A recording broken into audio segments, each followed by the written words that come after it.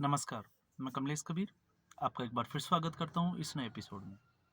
इस एपिसोड में हम बात करेंगे दिल्ली शराब घोटाले से रिलेटेड। दिल्ली शराब घोटाले में मनीष सिसोदिया और संजय सिंह। आपको पता होगा, मनीष सिसोदिया जो पिछले 1 साल से फरवरी माह में उनको जो है वो गिरफ्तार किया गया था, उनको 1 साल हो गया है और 26 फरवरी को अरविंद केजरीवाल ने, आपको पता ही होगा, एक भाषण दिया था कि मनीष सिसोदिया को जो है वो 1 साल हो गया, उनको सैल्यूट करना चाहिए। वो तमाम तरह की खबरें हमने जो है वो मीडिया प्लेटफ़ॉर्म पे देखी।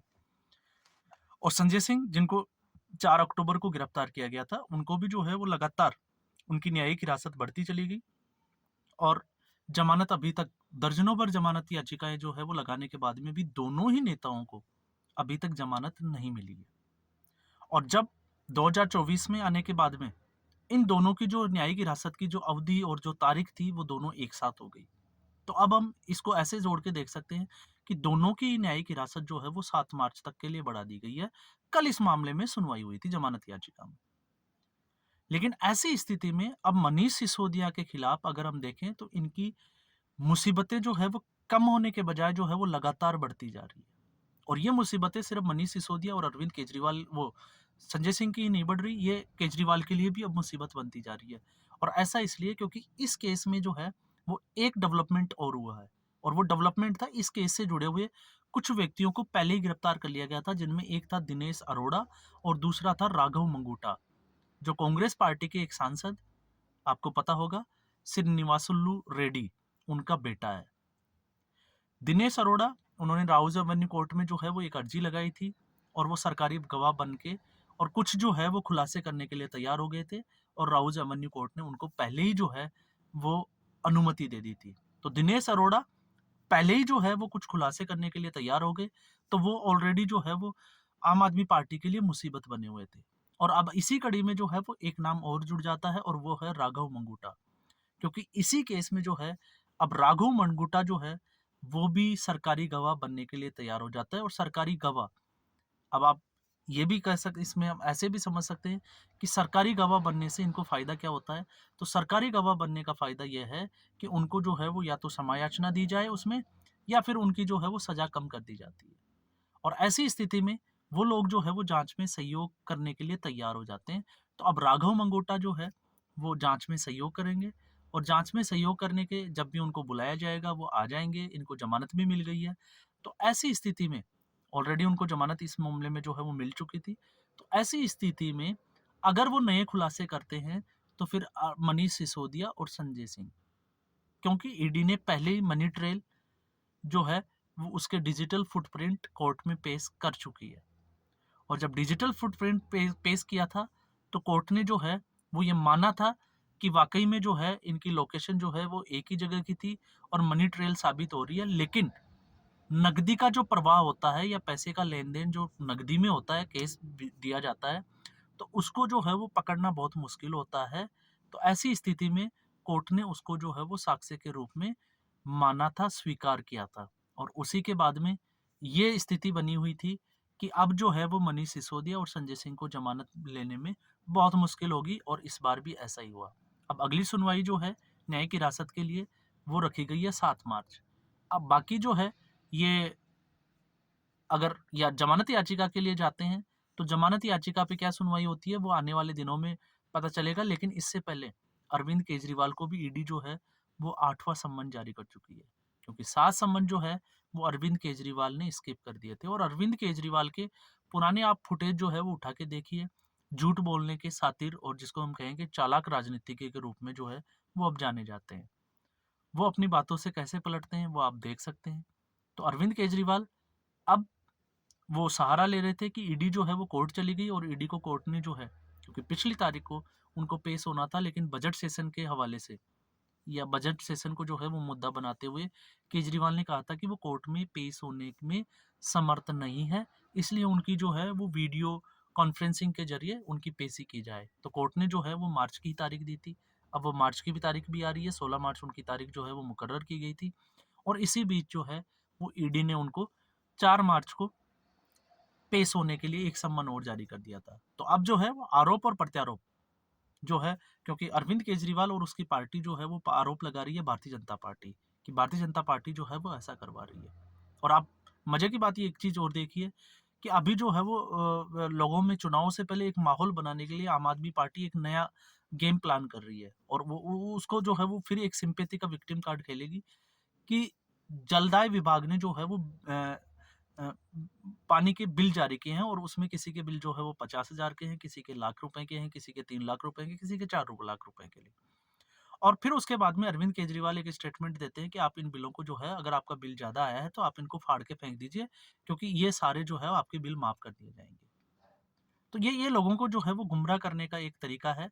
क्यों? क्योंकि जलदाय बोर्ड जो है, वो जल बोर्ड दिल्ली का जो है वो दिल्ली सरकार के अधीनस्थ है, वो केंद्र सरकार के अधीनस्थ नहीं है।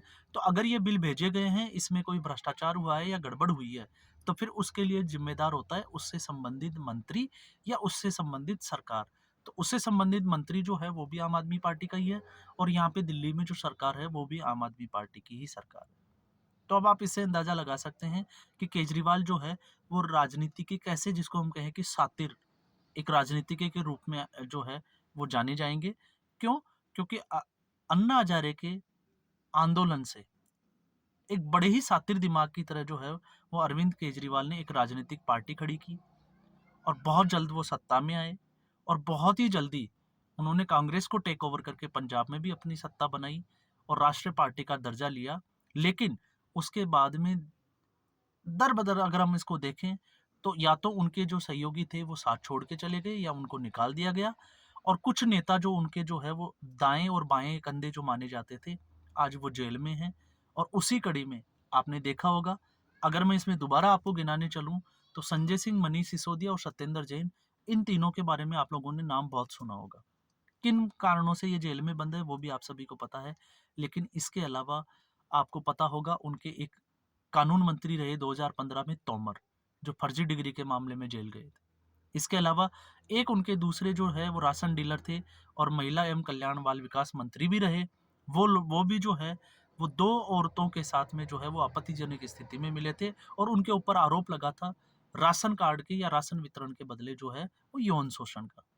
ये 2016 का मामला था। उसके बाद में अभी प्रकाश जारवाल, जो एक डॉक्टर, जिनकी जो है वो टैंकर का काम बिजनेस था, और उनके जब प्रेशराइज किया गया 15 से 20 हज़ार के बाद 51 से 71 हज़ार रुपए उनके जो है वो टैंकरों से चुनाव से पहले मांगे गए, उनको परेशान किया गया, तो उन्होंने 6 पेज का एक जो है वो सुसाइड नोट तैयार किया, और उसके बाद में उन्होंने सुसाइड कर लिया।